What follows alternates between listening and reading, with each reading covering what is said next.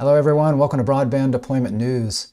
The ACA has come out with a really interesting analysis that they've done with their partner Cartesian that shows how much they feel that the BEAD broadband deployment dollars, the $42.45 billion that we're expecting sometime maybe late next year to be starting to be distributed, how far that's going to go both nationally then also by state. So I'll be right back, we'll take a look at that.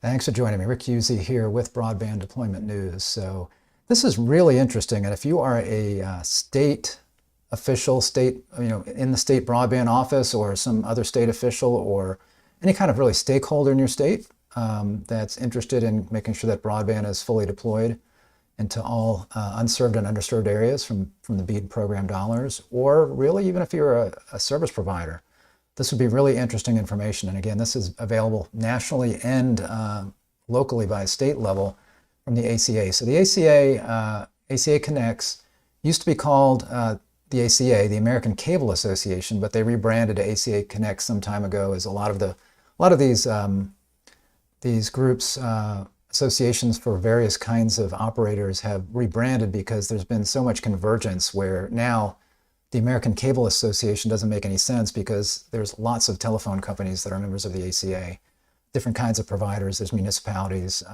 So it's not just cable anymore. It's not just cable operators anymore either. So it's fiber and other kinds of broadband operators.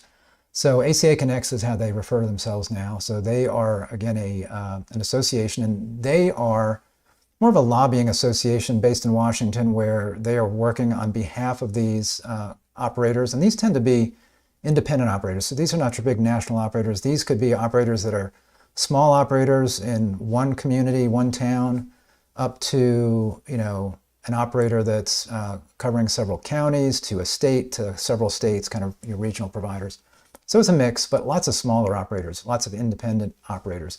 They actually partner with the NCTC, which used to be the National Cable Television Cooperative, I believe it was, but now it's NCTC Online or something like that. So again, now it's more about communications than cable. So NCTC also has lots of other kinds of operators in their mix as well.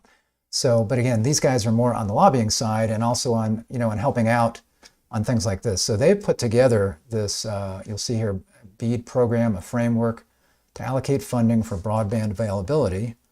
This just came out recently, you see here, September 28th. So I'm going to look at both the national stuff they have and a state one as well. So to assist states and territories and ACA Connects members, so those would be your telephone operators, your cable operators, but really any operator in a state could benefit from this. And seizing that opportunity, and they're talking about the BEAD program, ACA Connects has once again joined with the business consulting firm Cartesian, this time to develop a framework for how each state and territory can spend BEAD funds on fixed broadband, principally fiber, projects to connect their unserved and underserved locations.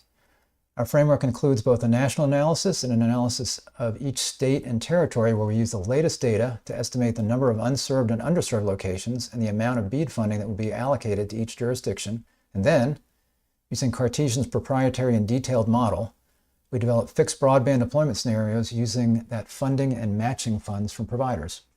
We understand that our analysis will evolve as we get better information from the FCC's broadband data maps, but we believe our framework will give states and territories a head start in developing plans to award funds for fixed broadband deployment and projects to capable and experienced providers. So again, a lot of this is aimed at the states to kind of give them an idea of, here's how much money we think you're going to get, here's a matching funds kind of calculation, and here they have two models that they look at on maximizing fiber completely, or kind of making the best use of the money with still having a very high emphasis on fiber. So when I say best use of the money, I mean maybe having more left over out of the amount that you're going to be given for other projects other than deploying fiber for unserved and underserved. So fiber is important, but I guess they're saying that if you, on particularly very high cost areas, maybe you can use some other technologies there. So let's take a look at this. So first I'm going to look at the national overview here. So you see this is the national overview. So I'm just going to go through these. So this is part of the letter here. Building on the positive efforts of the NTIA, we've worked with business consulting firm Cartesian to develop a framework on how you might spend your allocation of BEAD funds on deployment projects. Kind of what I just said, estimating the unserved and underserved locations in your state territory based on the latest FCC data and our own methodology, that's important. Applying the funding allocation formula in the BEAD statute, and then running scenarios on spending your funds to bring service to all eligible locations, first using fiber, as the notice of funding opportunity requires, and then with other broadband network technologies. So here is a framework to allocate BEAD funding, and just a few assumptions here. So they say we estimate that in 2023, when funds are allocated, approximately 11.7 million locations in the U.S. will be unserved or underserved. So they're saying by that time, so that the number, and that's true. I've been saying this all along, that I really think that we're going to have plenty of money when this money finally becomes available, because of all the activity that's going on now and the existing funds like RDOF and ARPA and USDA, that we're going to have plenty of money. You know, some of that may change over time. We've got inflation now, and they're saying the cost of, for RDOF, for example, they're saying the cost to deploy RDOF now has doubled what it was maybe when the auction took place. So there's those kinds of things to consider. But still, we've got a lot of money out there now, and there's a lot more coming. So they say this number decreases to 10.9 million in 2024 when awards are made. So they're saying 11.7 million now. Oh, in 2023, excuse me. And in 2024, when the awards are made, they'll be down to 10.9 million. We estimate that fiber providers will be willing to match up to $2,500 per location, and that the overall provider match will add another 25 billion of funds for a total of 67 billion in capital available for available for projects. So 42.45 billion turns into 67 billion when you look at the matching funds. We find that 67 billion in funding should be sufficient to make broadband service available to all eligible locations. Most states, territories should have sufficient funds to deploy fiber. The Notice of Funding Opportunities preferred technology to all unserved and underserved locations below a reasonable, extremely high cost threshold, and use other technologies to serve the remaining locations, with the majority of state territories expected to have funds left over for affordability and other eligible programs. So they're saying there'll be money left over.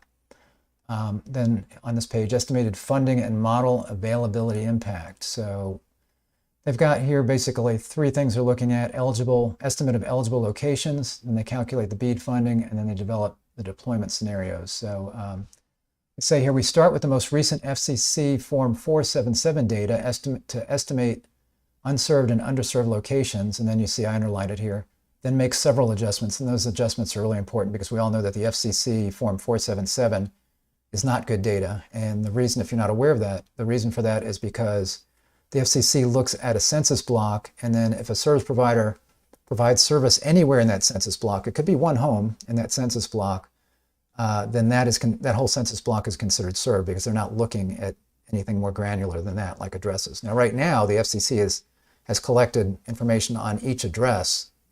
They're doing their best anyway at this point to try to figure out where all the households in the country are, and then which ones are serviceable, and then also overlaying on top of that which ones are served. So they're trying to collect that information on a more granular basis. So it's going to be much better.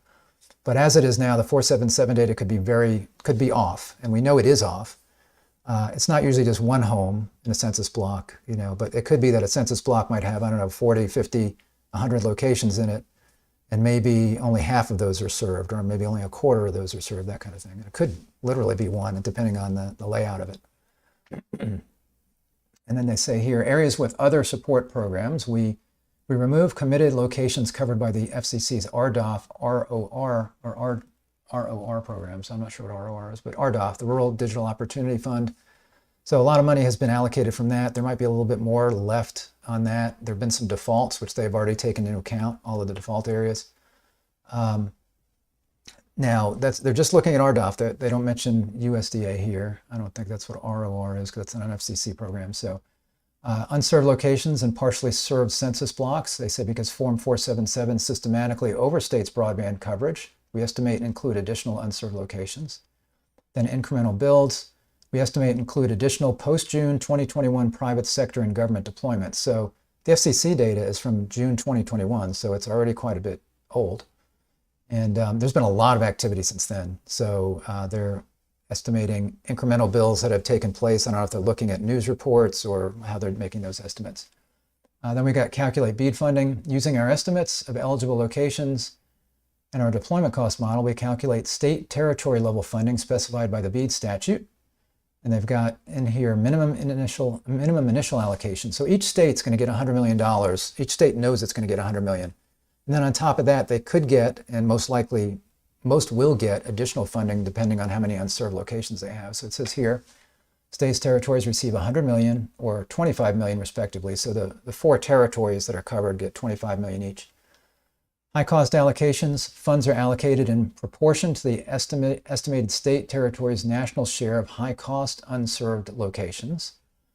And then remaining funds allocation, funds are allocated each state territory in proportion to their share of unserved locations. So that figure, that unserved locations, that's the bulk of this money, that is waiting on data from the new FCC maps, which are not going to be looked at by the NTIA until probably spring of next year, because the NTIA has already come out and said, you know what, the maps that are coming out in November, we think it's based on bad data, or at least the first go-round of the broadband fabric and all of the service providers putting in coverage on different addresses. They feel like the data, the fabric itself had errors. There's bulk challenges taking place to that. When the map comes out, consumers are going to be able to make their own challenges. So they're going to wait until the next FCC map comes out, which is probably going to be March, April, because the next broadband fabric comes out around January.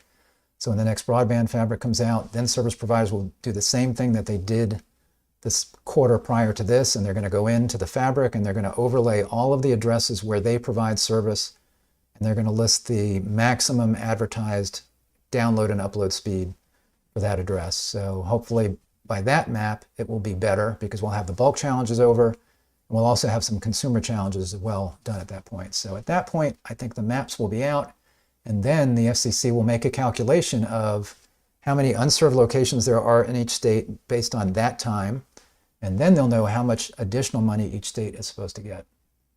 So calculate BEAD funding using our estimates of eligible locations and our deployment cost model. We calculate state territory level funding specified by the BEAD statute. And they've got the minimum initial allocation. Did I already go through that? I think I did. I think I'm repeating myself. Remaining funds allocation. Yeah, funds are allocated to each state in proportion to their share of unserved locations. Okay, sorry about that. And then we've got develop deployment scenarios. Using BEAD funding and the provider match, we run 2 scenarios to estimate how many locations can receive high-speed broadband with fiber and other technologies. And they've got 2 methodologies that they're looking at. They've got baseline fiber to unserved locations. So there they're saying, satisfying the NOFO's fiber preference, fiber is deployed to unserved locations up to a reasonable estimate of the extremely high cost threshold. Remaining eligible locations are covered with fiber and other technologies. So in other words, if it's just really, really expensive to put fiber somewhere, and you could make better use of, or have more money left over by using something like fixed wireless in an area, 5G fixed wireless, that's going to get you over that 100 by 20 underserved threshold, then you'd look at that. Or maximize total fiber locations, maximize the fiber availability to all eligible locations with support above the threshold, leaving enough funding to deploy other technologies to remaining locations, if that makes sense. So first looking at unserved locations only. So baseline fiber goes to unserved locations, but the maximized total fiber locations means looking at all eligible locations. I'm assuming that means both unserved and underserved, and trying to maximize fiber across the board, and then whatever's left, use those other technologies.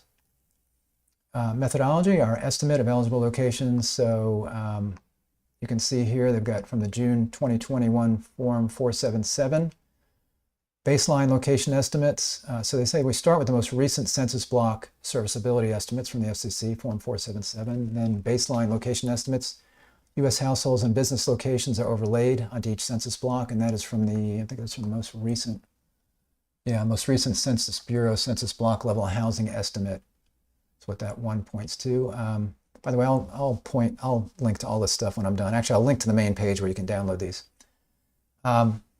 Unserved locations and partially served census blocks. Form 477 systematically overstates broadband coverage. Additionally, unserved locations and partially served census blocks are estimated and added using a study from Broadband Now. locations in existing subsidy-funded programs, locations in census blocks with commitments to receive support from rate of return, that's what R is, and RDOF programs are removed. And then incremental builds, we estimate a reduction in unserved locations from incremental private sector and government-funded bills based on 13% on the 13% rate observed in Form 477 data from June 20 to June 2021. Oh, so that's where they're getting that. Some of the stuff I was looking at quickly and highlighting, it's like, I think I'm going to talk about this. So I don't know how accurate that's going to be. I mean, I would be looking more at what's going on right now with all of the builds that are happening, but they're looking at the difference between 2020 and 2021. As we know, 2020 was a weird year. 2021 was a kind of a weird year, so I don't know how that will hold. I would think that that is going to understate, because I think there was probably less activity. In 2020 and 2021, operators were more concerned on making sure that the current network they had was going to be able to serve their customers well. Cable operators were going in and doing what they could to increase upstream speeds. Service providers that had maybe DSL in an area were looking at what they would have to do to upgrade that to get as fast as possible, or maybe to put in fiber if they could at that time. So lots of operators were doing what they could at that time to try to improve the service they already had, as opposed to build out new service. So I'm not sure how good that estimate is. Estimated eligible locations, our estimate of eligible locations that will need to be addressed in the BEAD program, so they have that. There's some notes down here. I'm not going to, let's see what's in here. I got to read it over here. It's really small. So it mentions RDOF awards exclude Starlink and LTD locations, so they did take that into account. RDOF bids in default, it's about 130,000 locations. Then this is interesting. Locations, this is all down in here if you can read that. Locations funded by ARPA CARES, so this is the coronavirus stuff, those two programs, and ARPA is a big one for broadband. Those locations and other commitments are not excluded in the analysis. In other words, I think what they're saying there is all the ARPA funds that have been awarded, they're not taking that into account. Well, that's a huge number. To give you an example, Georgia, just in February, announced $408 million to apply towards broadband in the state, and with the matching funds, it wound up being $738 million that Georgia was going to use to deploy broadband in the state. So that money is just now getting started to be put to use, and that's not being calculated in these figures. So that's pretty interesting that they're not doing that. And then they say, given the uncertainty around the magnitude of underreported areas versus recent builds and locations moving from unserved to underserved, we've not made partially served and incremental build adjustments to underserved locations. That's a little confusing, but I think that comes up here later. Then we've got eligible locations verification. They happen to use Georgia as an example, which is interesting because this is where I live, and I'm going to go through the Georgia report here in a minute if you'll stay with me here. So again, this is from, they're looking at their analysis from 477 and then what they've come up with their adjustments, and see how that looks, and does it look like this is something that's going to be a comparable kind of thing. And then I don't know if they looked at more states, and they're just giving Georgia as an example. But in any event, they're looking at Georgia here. So you see here, we found that the Broadband Now study, which estimates how much the FCC Form 477 underreports underserved locations on a state level, is consistent with Georgia's broadband map, providing support to use the partially served multiplier to estimate true unserved locations. So they're saying with the Broadband Now data and everything that they apply, it comes very close. So you can see here they've got, looks like unserved location. This must be all locations here. 5 million, 5.5 million, roughly to 5.3 million. Unserved locations, so the FCC Form 477 is 191 million, but by the time they apply their multiplier, I guess, they get 467,270. They've got their multiplier in there. That doesn't apply. Why is that not applying? Oh, this is a Georgia broadband map, sorry. So they're comparing their data. That's what it is, their data here. So they've got their multiplier, and then their data comes up with 558,000 unserved locations versus 467,000. Incremental build, they're adding on to that, 72,000. Again, that's saying what maybe will be built since June 2021. I don't know how accurate that is. Looking at, okay, so again, they're not applying, and this is Georgia we're looking at here, so they're not applying that $768 million, 408 million of it from ARPA. that was put into Georgia in February. And that's all building that's going to be, if it hasn't already started, it's going to be starting very soon. So that's a lot of money right there. And then you've got estimated unserved. So you got 486,256 versus 467,270. So you can see those numbers are very close. Percent of unserved locations, 8.8% versus 8.7%. So they've taken this and used this to say, okay, it looks like our calculations and our methodology looks good. So they apply this, I think, to the rest of the country in this particular report that we're looking at here. So then they've got national summary, estimated eligible locations. So they look at unserved and underserved, and they're saying there's 3.3 million unserved and 7.1 million underserved. So again, from the BEAD perspective, unserved is less than 25 by 3. Underserved is less than 100 by 20, and obviously over 25 by 3. So somewhere between 25 by 3 and less than 100 by 20 is underserved. So they've got their multiplier in there, and they're using three times. They've got their adjusted Form 477, and they got 9.9 million and 7.1 million on unserved and underserved. Subsidy program funded locations, 1.5 million. And then 2.2 million adjusted unserved locations. You see the numbers there. The incremental build estimate. And then they've got, from that, January 2023 estimated eligible locations unserved, 6.8 million, and then 4.9 million for underserved. And this is where they were saying they don't have really a good estimate for incremental build. Oh my gosh, sorry about that. I don't know what that was. I had my phone silenced and suddenly I got radio talking to me. So you can see here, this is what they were talking. They're saying we can't really estimate this incremental build, so they don't have a number there for that. But then they've got this incremental build, 13% of the annual build for 12 months, 0.9. I'm not sure exactly what that is. They say the same thing down here about the incremental build. Then we've got our national summary for BEAD funding. So they're saying here the funding allocation. Again, they've got 3 categories: minimum allocation, high cost allocation, and the remaining funds. That's after we find out the percentage of unserved nationally, kind of thing. Then we've got over here, you see the minimum allocation. Again, that's 100 million per state, or 25 million for territory. High cost allocation, 10% of that, 4.2 billion. That's going to be distributed out among the states depending on how many high-cost locations they have. You can see your high-cost locations, 10% of BEAD funding is reserved to reach the highest-cost households. Then we've got remaining funds allocation. That's the big bulk of the money, 33 billion. Remaining funds, after deploying the minimum allocation and the high-cost allocation, the remaining funds are distributed to states and territories based on their share of unserved locations. And that's where we get our 42 billion approximately from these categories here. Now here, this is interesting. This is the total estimated BEAD funding by state and territory. So down here a little bit. So I was surprised, like a state like Georgia right here where I live, I guess apparently there's lots of areas, and I'm thinking about it. Georgia, you've got Atlanta, you've got Macon, you've got Albany, Athens. You got some areas that, you got some larger metro areas, but then you've got lots of counties where there's not much there. There's farm area, or there's just areas where you've got very few customers per mile, several miles per customer. So you can see Georgia's right way up here. You can, as you would expect, you've got some smaller states that have got less rural areas. Let me get my mouse where it's supposed to be. Right down here. So here we're looking at territories. So you got Virgin Islands, North Mariana Islands, American Samoa. Then you got DC, Rhode Island, Puerto Rico, Delaware. You can see these guys. This green line here across the board, this is the minimum $100 million. It's 25 million for these territories.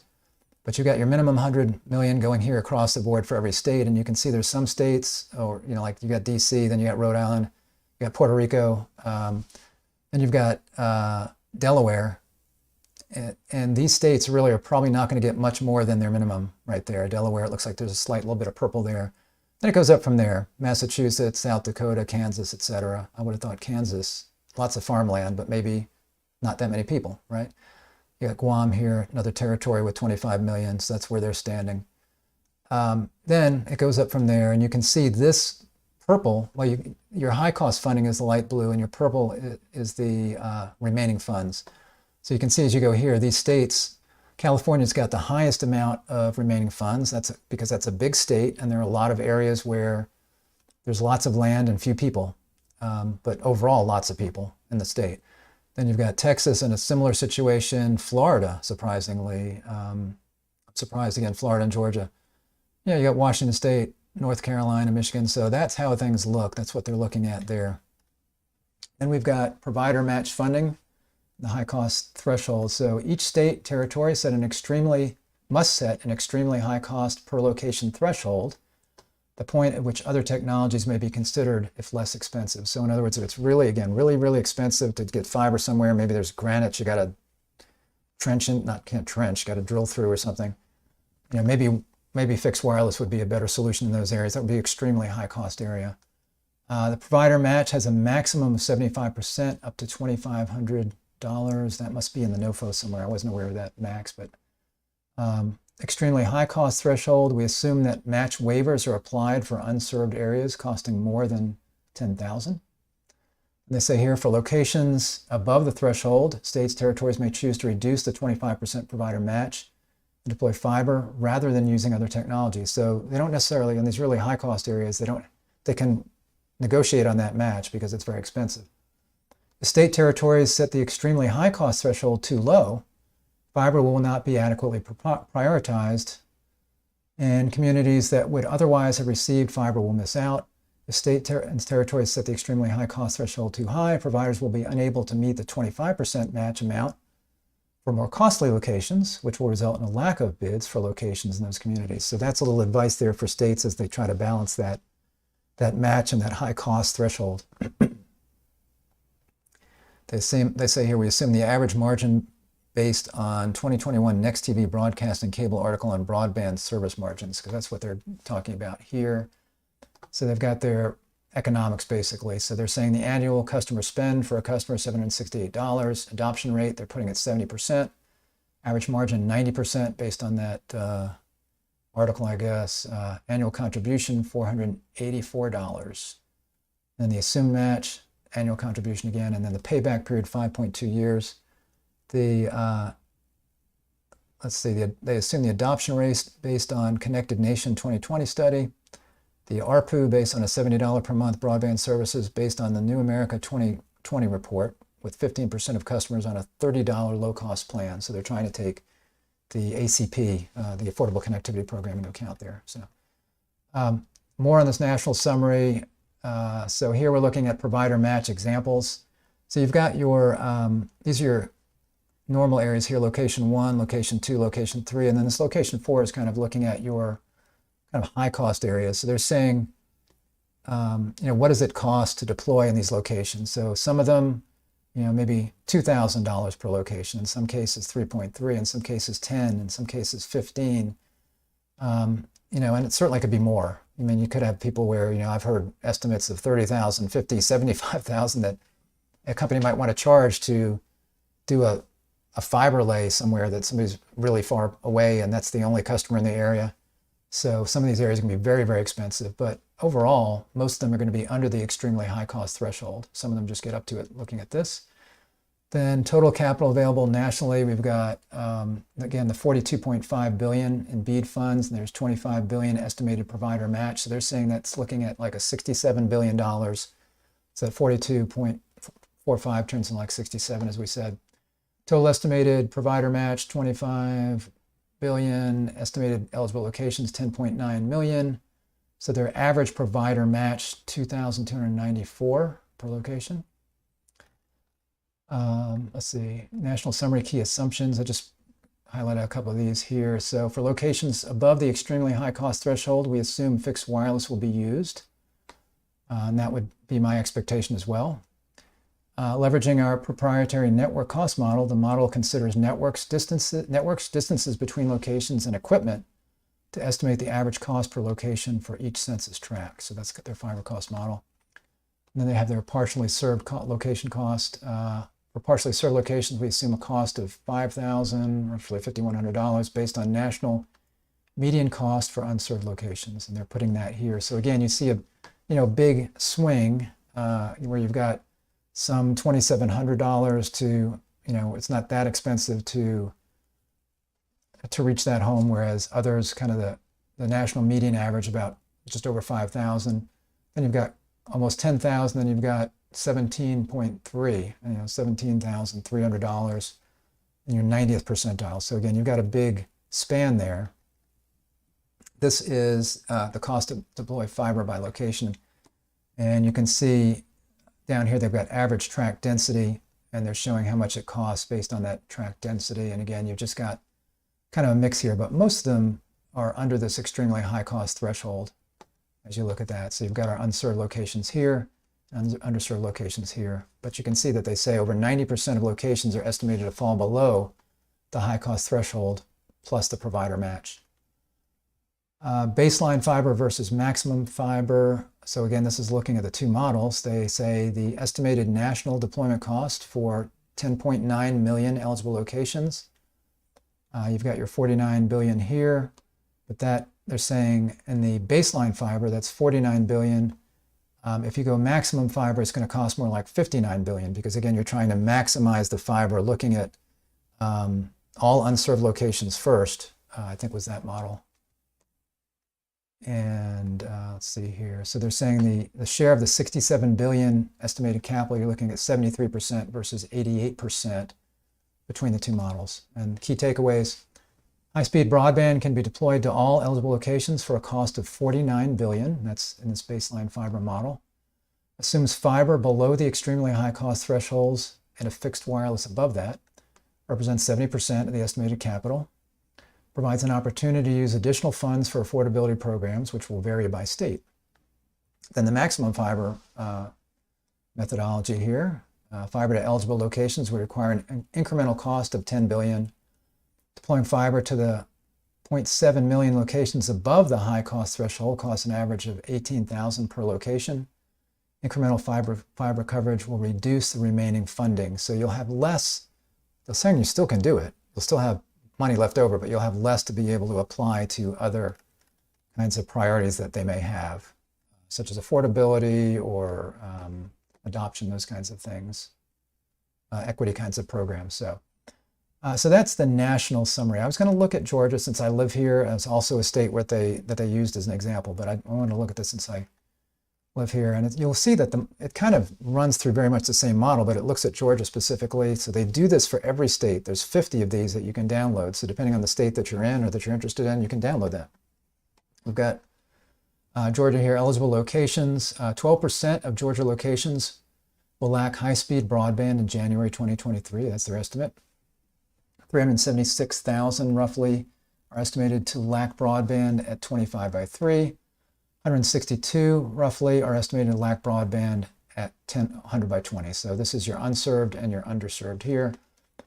Estimated BEAD funding, they're saying the minimum allocation, of course, is 100 million for everybody. Then the high cost allocation, they're saying Georgia's share will be 26 million, 0.6% of the 4.28 million. And then remaining funds allocation, they're saying Georgia should be expected to get 1.8 billion. That's 5.5% of the 33 billion that will be split among all of the states and territories. So Georgia's total BEAD funds should be 1.9 billion. They're saying the provider match estimate would be 1.1 billion. So Georgia will have 3.08 billion of capital to use toward deploying broadband. Then they've got their deployment here. They've got those same numbers we just looked at. Then they've got their deployment scenarios. So again, baseline fiber, they're saying that would be 2.1 billion total capital costs, leaving 920 million remaining in the budget. Or if they went with the maximum fiber model, that would be 2.2 billion, leaving them with 817 million remaining in the budget. So certainly I would think maximum fiber would be the way Georgia would want to go, because they still got a ton of money left over after that. And frankly, I think they'll have more, again, because this is not taking into account ARPA funds. And Georgia, not every state is doing this, but Georgia has really taken a lot of that money. Like I said, 480 million of them, the funds, that might be all of the money, I'm not sure, that they were getting through ARPA, and applying it to broadband deployment in the states. So they may be in even better shape when this is done. Here's Georgia's estimated locations. Again, so you've got unserved and underserved. So they go through kind of the same calculation, saying that there's 327,000 unserved estimated, 162,000 underserved. So they say we estimate 11% of locations will be eligible for BEAD funding in Georgia. And they looked at the served and underserved.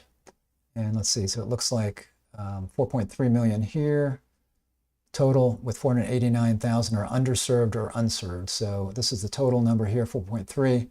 489.9 is either underserved or unserved. And then that's the breakdown between those two. So you got 162,000.3 underserved and 327.6 are unserved.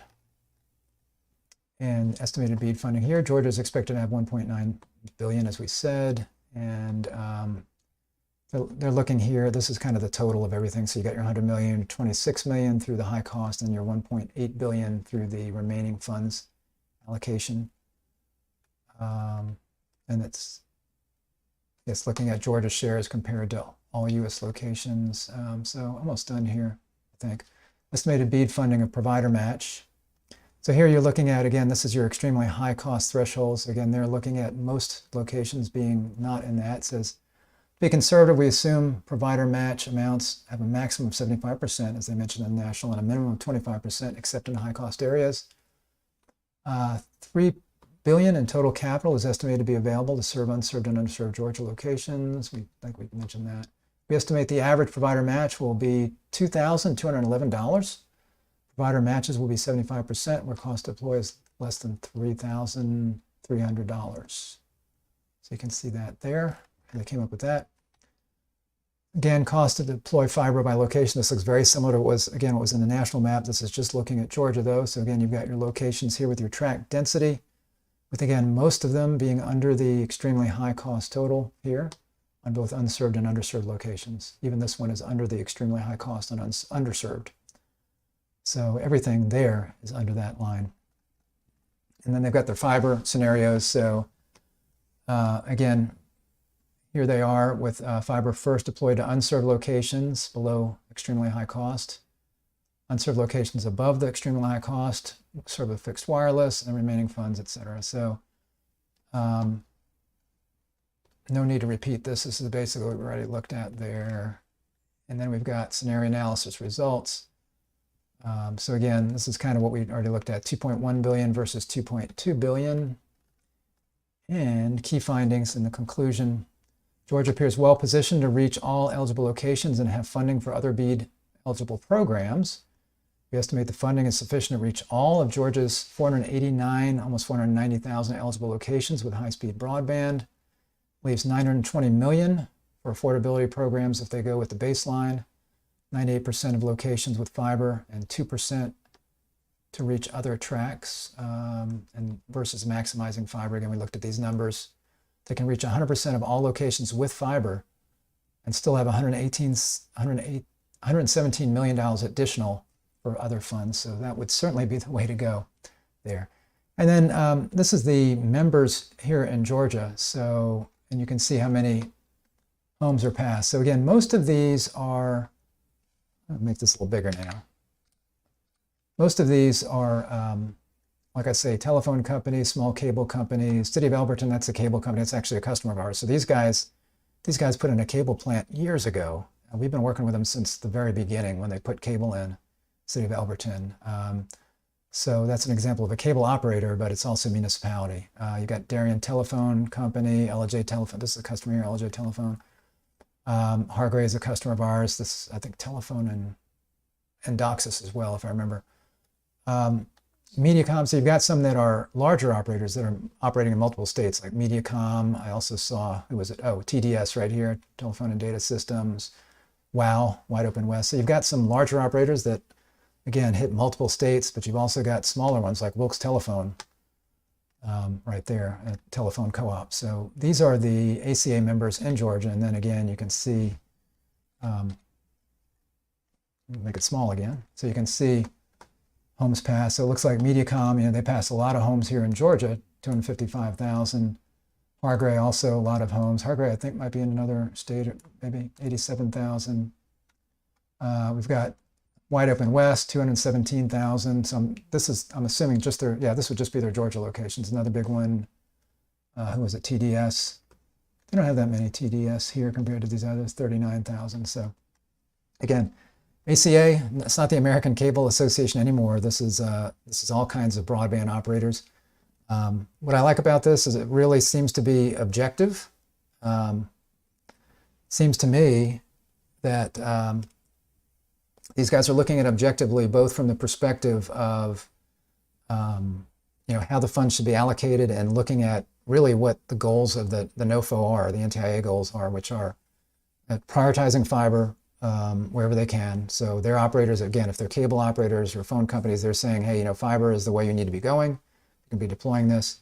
They're looking at that, but they're also saying, there are going to be some areas that are going to be really high cost. So if you're going to, make sure that you want to hit those and have more funds left over, they've got that scenario in there to look at. So Conway Fan 98, how are these broadband deployment projects dealing with the cost of inflation, especially with RDOF projects that have already agreed to take an amount of money made before the inflation spike? That's a good question, because that is the case. I may talk about that. I saw an article on it. I might go through that one day. So they're saying that RDOF costs have doubled. So you think about the fact that the auction was a couple of years ago.